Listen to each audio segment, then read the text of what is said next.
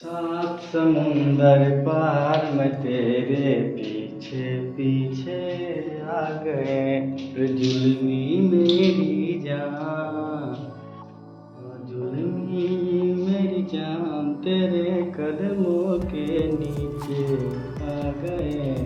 सात समुंदर पार मैं तेरे पीछे आ गए। जी मेरे दोस्तों, तो कैसे हैं आप लोग? सात समुंदर पार में तेरे पीछे पीछे आ गए ना। तो चलिए, आप लोग होली बड़ी ना धूमधाम से मनाए होंगे, अच्छे होंगे, स्वस्थ होंगे, और स्वास्थ्य की आप लोगों की प्रार्थना मैं करते रहते हैं हमेशा कि आप लोग स्वस्थ रहोगे तो भी हम भी मस्त रहेंगे। तो चलिए, आज की क्लास जो कि यूरोप में राष्ट्रवाद का उदय, पहला चैप्टर आप है ना, पहला चैप्टर का पार्ट 1 आप लोग पढ़ लिए होंगे अच्छे से उसको। तो आप दूसरा पार्ट बताने जा रहे हैं। तो सबसे पहले आपको ये जानना होगा, यूरोप में राष्ट्रवाद का अर्थ शब्दावली बता दिया गया था, है ना। तो बता दिया गया था, तो यूरोप एक महादेश है ना। यूरोप एक अपरना क्या है, यूरोप में एक राष्ट्रवाद का उदय। तो सबसे पहले यूरोप एक महादेश है। क्या है? एक महादेश है, यानी कि महाद्वीप भी कहा जाता है या महादेश भी कह सकते हो, कोई दिक्कत नहीं है। तो आप दुनिया में कितने द्वीप हैं, कितने महादेश हैं, ये जानना बहुत जरूरी होता है। और इसके साथ साथ आपको ये भी जानना पड़ेगा कि कौन से देश में कितने देश आते हैं, कौन से देश में कितने देश आते हैं। तो ये जानना आप लोगों को बहुत जरूरी है, जानना जरूरी है। बल्कि पूछा भी जाता है कि कौन से देश में कितने, है ना, महादेश में कौन से देश कितना है। तो सबसे पहले देखिए, एशिया। एशिया एक महाद्वीप है। और सबसे पहले तो ये जानना है कि दुनिया में कितने द्वीप होते हैं। तो 7 द्वीप होते हैं, जो कि अभी गाना मैं आप लोगों को सुना रहा था, 7 समुंदर पार में तेरे पीछे पीछे आ गए। तो उसी के मुताबिक ये गाना गा रहे थे हम कि एशिया जो है सबसे बड़ा द्वीप है। एशिया जो है सबसे बड़ा द्वीप है। और हम लोग किस द्वीप पर रहते हैं? एशिया। भारत किस द्वीप में है? एशिया द्वीप में है। तो एशिया सबसे बड़ा माना जाता है। और ये जो लिखा है ना, 1 2 3 4 यानी कि 5 6 7 नंबर, तो जैसे जैसे बड़ा है वैसे वैसे इसका लिखाते गए ना। तो ये देखना है कि एशिया सबसे बड़ा देश है, यानी कि द्वीप है। और दुनिया का सबसे बड़ा द्वीप एशिया को कहा जाता है। इसमें कितने देश आते हैं बाबू? 48 देश आते हैं। कितने देश? 48 देश आते हैं इसमें, एशिया में। इसलिए इसको एशिया सबसे बड़ा द्वीप कहा जाता है। दुनिया का सबसे बड़ा द्वीप एशिया को कहा गया है। दूसरी नंबर पर आ जाता है अफ्रीका। दूसरी नंबर पर क्या आते हैं? अफ्रीका आ जाते हैं। क्या आ जाते हैं? अफ्रीका। अफ्रीका दूसरे नंबर पर आते हैं। उसमें कितने देश हैं? 54 देश हैं। कितने देश हैं? 54 देश हैं। किसमें? अफ्रीका में। अफ्रीका में कितने देश? 54 देश आते हैं। जी, आप लोग यहाँ तक समझ में आए। आप देखना, तीसरे नंबर पर हमारा जो द्वीप आते हैं, उत्तरी अमेरिका। कौन आते हैं? उत्तरी अमेरिका। और उत्तरी अमेरिका में कितने द्वीप हैं? तो उत्तरी अमेरिका में कितने हैं? 23 देश आते हैं। कितने देश? 23। उत्तरी अमेरिका के द्वीप में कितने देश आते हैं? 23 देश। याद रख लेना बाबू, है ना। आप देखना, चौथा नंबर पर है दक्षिणी अमेरिका। चौथे नंबर पे कौन आते हैं? दक्षिणी अमेरिका आते हैं। कौन आते हैं? दक्षिणी अमेरिका आते हैं। तो दक्षिणी अमेरिका जो है में कितने देश आते हैं? 12 देश आते हैं। कितने देश? 12 देश आते हैं। उसके बाद आ जाता अंटार्कटिका। अंटार्कटिका, इस पर देखिए 0 देश, यानी कोई देश इस पर नहीं है, यानी कि इस पर मानव नहीं रहते हैं, है ना। मानव लोग नहीं रहते हैं यहाँ पर। वैज्ञानिक जो होते हैं ना, कभी कभी रिसर्च करने के लिए इस पर जाते हैं रिसर्च करने के लिए। इसलिए अंटार्कटिका पर जो है कोई देश नहीं है। पूछेगा कौन ऐसा द्वीप है जिस पर एक भी देश नहीं है, वहां मानव नहीं रहते हैं, तो ये अंटार्कटिका मानना है। ठीक है, क्या मानना? अंटार्कटिका। छठा देखना है यूरोप। क्या है? यूरोप, जो कि अभी हम यूरोप में राष्ट्रवाद का उदय पढ़े ना, तो वही यूरोप किस में आते हैं? यूरोप 6ठे नंबर पर आते हैं, है ना। 6ठे नंबर पर आते हैं। और इसको तेज तरार महाद्वीप के नाम से भी जाना जाता है। कौन सा? तेज तरार महाद्वीप। क्यों? क्योंकि भाई ये सब पर जो है ये भारी पड़ा था। चलिए, तो इसमें कितने देश आते हैं? 44 देश आते हैं। कितने देश? 44 देश। दूसरा, यानी कि 7वां नंबर पर आते हैं ऑस्ट्रेलिया। क्या आते हैं? 7वां नंबर पर आते हैं ऑस्ट्रेलिया आते हैं, जिसमें कि 14 देश आते हैं और दुनिया का सबसे छोटा दूत यही है ना। दुनिया का सबसे 7वां नंबर पर ऑस्ट्रेलिया है, जो कि 14 देश इसमें आते हैं। तो आई होप आप लोग ये आसानी से समझ गए होंगे और इसको पढ़ना जरूरी था। तो अब नेक्स्ट में आपको नेक्स्ट देखना है, इसका स्क्रीनशॉट आप लोग ले लिए। ऐसे तो हम बताएं कलम कॉपी निकाल के रखें। अब बाबू शेयर और लाइक कमेंट और जो नए बच्चे हैं वो सब्सक्राइब करना ना भूलें, क्योंकि वही हमारा ऊर्जा है। अगर आपका कमेंट आता है, आपका लाइक देते हैं, सब्सक्राइब करते हैं, तो हमको वीडियो बनाने में बहुत हेल्प मिलता है, मदद मिलता है, ऊर्जा आता है। ठीक है, तो इसको है ना, इसको दबाने के लिए ना भूलें। चलिए तो नेक्स्ट क्वेश्चन की ओर।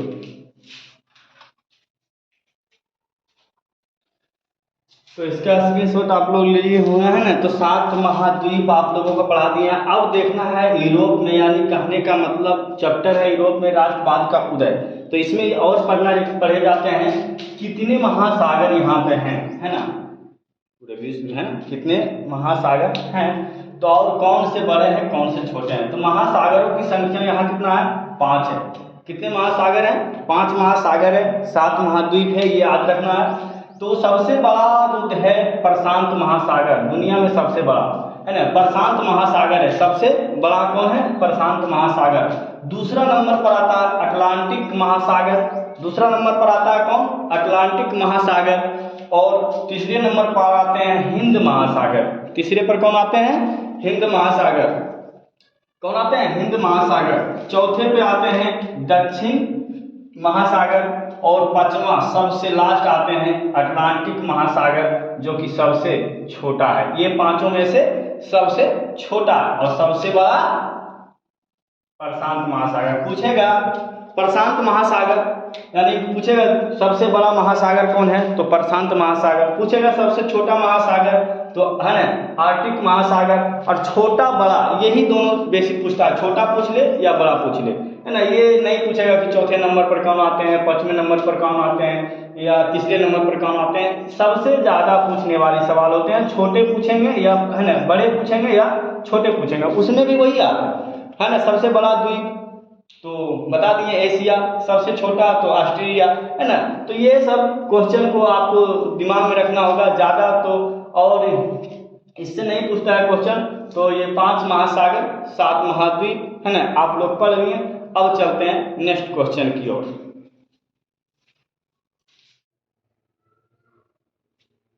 जी चलिए, नेक्स्ट क्वेश्चन आपका स्क्रीन पर आ गए हैं। तो यह पढ़ना है यूरोप में राष्ट्रवाद का क्रमिक विकास, यानी कि कैसे कैसे कब आया, है ना, और कब गए। तो फ्रांसीसी क्रांति 1789 पूछता है, फ्रांसीसी क्रांति कब आए, तो 1789, ठीक है, 1789 में आए। कब आए, 1789। दूसरा नागरिक संहिता, ये कब आए, तो 1804 में। ये कब आए, नागरिक संहिता 1804 में। वियना की संधि कब लागू हुआ, वियना संधि कब हुआ, तो 1815 में। पूछता है सवाल बाबू, है ना। तो ये सब थोड़ा आप लोग नोट करते जाओ तो बेहतरीन रहेगा। वियना की संधि 1815 में। उदारवादियों की क्रांति 1848, उदारवादियों की क्रांति 1848। और जर्मनी का एकीकरण 1866 से 1871 तक चला था, ठीक है। और इटली का एकीकरण 1859 से 1871 तक चला था। अब देखो बार बार तुम लोग को बोलते हैं बाबू नोट करते जाना है। नोट करने से आपको फायदा हम बता चुके हैं कि नोट करने से आपको ये फायदा होगा कि आपका राइटिंग बनेगा, साथ साथ में आप उसको रिवाइज कर रहे हो। दूसरी बात है कि कॉपी में लिखाएगा तो पढ़ेगी ही, है ना, एकदम आसानी से पढ़ोगे कभी भी लड़का। लेकिन अगर आप लोग स्क्रीनशॉट कर लिया तो स्क्रीनशॉट नहीं पढ़ पाता है बाबू, नहीं पढ़ पाता है ना। हम लोग भी कर चुके हैं, पढ़े हुए हैं ना, तो पता चलता है कि स्क्रीनशॉट वाला स्क्रीनशॉट में ही रखे रह जाते हैं। इसलिए आप लोग को गुजारिश है कि आप लोग क्या कीजिए, नोट करते जाइए और लोगों के बीच शेयर करते जाइए, है ना, ताकि आपका भाई और अच्छे से अच्छे वीडियो बनाते रहें और बेहतरीन से बेहतरीन चैप्टर्स को समझाते रहें। तो चलिए, आई होप आप लोग इसको समझ गए होंगे। स्क्रीनशॉट वाले बाबू स्क्रीनशॉट लिए और जो उतार लिए होंगे तो वो तो साथ में उतारते ही जाते होंगे, है ना। तो चलिए नेक्स्ट क्वेश्चन की ओर। तो चलिए आइए नेक्स्ट क्वेश्चन स्क्रीन पर आपको आ गया होगा, है ना।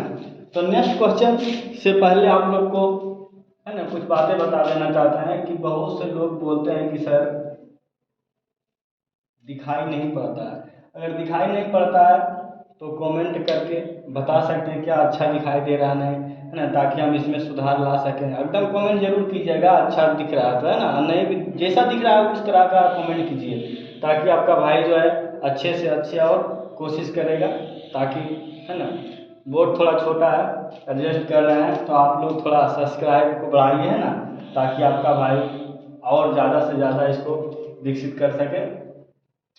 तो चलिए देखिए, यूरोप में राष्ट्रवाद का उदय में आज के समय में अगर देखना है तो आज के समय में अभी अब बताएं कि यूरोप में कितने देश हैं, यूरोप द्वीप में कितने देश हैं, तो अभी तुरंत लिखाएं। अगर नहीं किसी को पता है तो देखिए लिख दिए हैं 44 देश हैं। कितने हैं? 44 देश है। आज के समय में यूरोप में 44 देश है। 1850 से पहले, 1850 से पहले निरंकुश, है ना, निरंकुशवाद शासन चल रहा था। कहाँ पे? यूरोप में। 1850 से पहले वहाँ कैसा शासन चल रहा था? निरंकुशवाद शासन चल रहा था। वहाँ के लोग राजाओं का दुर्चारी से परेशान होकर क्रांति कर दी। वहाँ के लोग जो थे वहाँ के राजा से परेशान होकर, है ना, इतना परेशान हो गया कि राजा के खिलाफ क्या करने लगे? क्रांति करने लगे। और सबसे पहला क्रांति फ्रांस में हुआ था। और इस तरह का सबसे पहला क्रांति कहाँ देखने को मिला था? तो फ्रांस में देखने को मिला था। कहाँ देखने को मिला था, है ना भाई? फ्रांस में देखने को मिला था। तो उस समय फ्रांस के राजा लुईस 16वां था, है ना। 1850 के पहले की बात कर रहे हैं तो उस समय फ्रांस का राजा कौन था? लुईस 16वां था। कौन था? याद रखना, लुईस 16वां था। लुईस 16वां, जो कि बहुत ही ज़्यादा अत्याचारी राजा था। वो इतना अत्याचारी था कि लोगों को मत पूछो, है ना, बहुत अत्याचारी राजा था, खतरनाक राजा था। वो लोगों को अपने बस में कर यानी कि गुलाम बना कर रखते थे और जो इच्छा होता था उससे करवाया जाता था। ठीक है, तो वो इस तरह के राजा थे, अत्याचारी राजा था, अत्याचार करते थे। लेकिन फ्रांस के नागरिक 1789 में लुईस 16वां को फ्रांस, है ना, फांसी पर लटका दिया। देखो, फ्रांस के नागरिक मिलकर लोगों में आक्रोश आया, गुस्सा आया। अत्याचारी कहता है ना कितना दिन तक टिकता है ना, अत्याचार करोगे तो ज़्यादा दिन तक नहीं टिकोगे, है ना। उस कहावत है बिहार में, देहात में कहावत है कि दशा 10 बरस होता है। तो ठीक उसी राजाओं का दशा जो था पूरा हो गया था। तो फ्रांस के नागरिक 1789 में, है ना, नागरिक की वहाँ के लुईस 16वां को फांसी पर लटका दिया और बुरी तरह से उसको काम तमाम हो गया। फांसी पर लटक गया तो बचा होगा, जानता होगा? नहीं जी, तो सबको तो एक दिन, है ना, जाना है, लेकिन फांसी पर मरना क्या बात है ना। तो अत्याचार करोगे तो ठीक है। नेक्स्ट क्वेश्चन के लिए देखिए,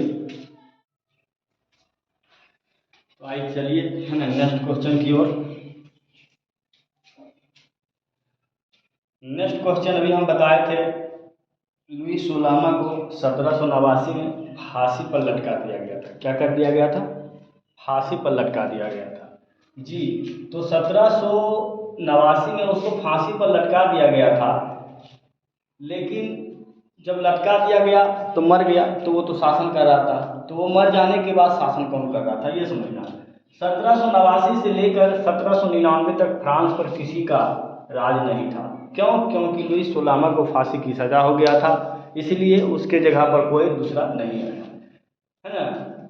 पूरी तरह से वो नहीं था, लोकतांत्रिक बन गया था उस समय। पूरी तरह से ये क्या वहाँ क्या बन गए थे? लोकतांत्रिक बन गया था। लेकिन फ्रांसीसी क्रांति की शुरुआत 1789 से हुआ था, ये सब जानता है, बता चुके हैं आप लोगों को।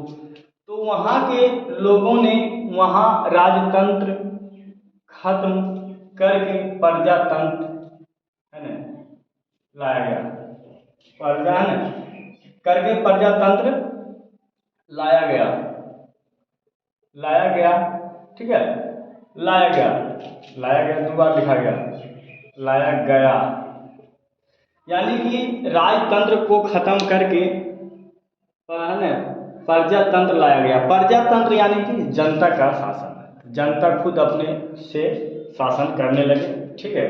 तो वहाँ के लोग राजतंत्र को खत्म करके प्रजातंत्र लाया गया और सामूहिक पहचान बनाने के लिए कदम उठाया। और सामूहिक पहचान बनाने के लिए एक क्या उठाया कदम, यानी कि अगुवाई किया, जिनमें कि जो निम्नलिखित है, यानी कि जो पहचान बनाने की कोशिश किया गया वो निम्नलिखित आपको बता दिया गया है। सबसे पहले 1 नंबर में समझना है कि वो पहचान क्या क्या था। तो पहला में है प्रत्येक राज्य में एक स्टेट जनरल चुना गया, यानी कि ये सबको विचार से प्रत्येक राज्य में एक स्टेट जनरल चुना गया, ये सबका मन था। उसका नाम बदलकर असेंबली रख दिया गया। स्टेट जनरल चुना गया था लेकिन उसी का नाम बदलकर क्या रख दिया, असेंबली रख दिया गया। क्या रख दिया, असेंबली। तो आई होप आप लोग समझ गए होंगे यहाँ तक। तो स्क्रीनशॉट ले लेने वाले बच्चे ले सकते हैं। नेक्स्ट क्वेश्चन की ओर चलते हैं।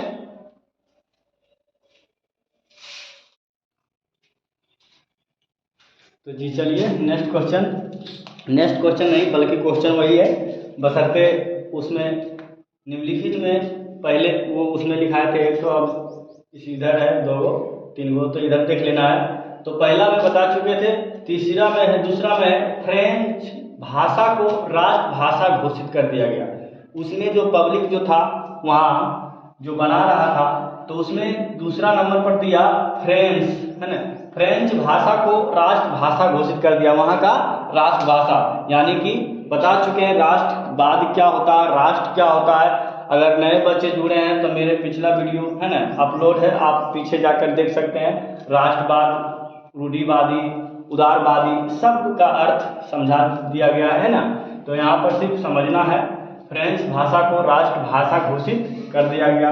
तीसरा में है एक प्रशासनिक व्यवस्था लागू किया गया, यानी कि एक प्रशासन जो हम लोग जानते हैं, सिपाही जिसको बोलते हैं, थाना बोलते हैं ना, तो एक प्रशासनिक यानी कानून के दायरा में रहना, ठीक है। तो एक प्रशासनिक व्यवस्था लागू किया गया, जिसमें सबको समान कानून का व्यवस्था लागू किया, यानी कि सबको एक नज़र से देखा। वो एक ऐसा संस्था, एक ऐसा कानून जो कि सभी को एक समान रूप से देखे। ऐसा नहीं कि दो है ना आया केस लेने के लिए, तो जिसके पास भाई जानबे करता है कानून अंधा होता है ना, पैसा जिसके पास होता है उसकी जीत हो जाता है, जिसको कि पैसा नहीं होता उसको हार हो जाता। आज के समय में इसीलिए कहता है ना कानून अंधा होता है। तो वैसी व्यवस्था नहीं, एक ऐसा व्यवस्था जो कि सबों के लिए समान हो, गरीब गुरबा पैसेवार सबको एक जैसा देखा जाए।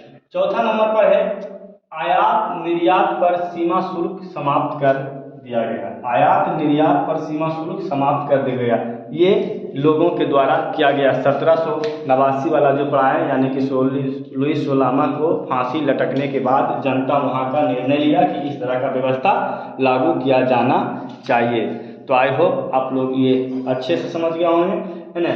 तो वीडियो ज़्यादा बड़ा हो जाएगा, है ना, तो इसके चलते आप नेक्स्ट वीडियो में मिलेंगे। लेकिन जब तक के लिए है ना लोगों से अपील वही, सब्सक्राइब, लाइक और कमेंट करना ना भूलें। जब तक के लिए अगले नेक्स्ट वीडियो के लिए मिलते हैं कल। धन्यवाद।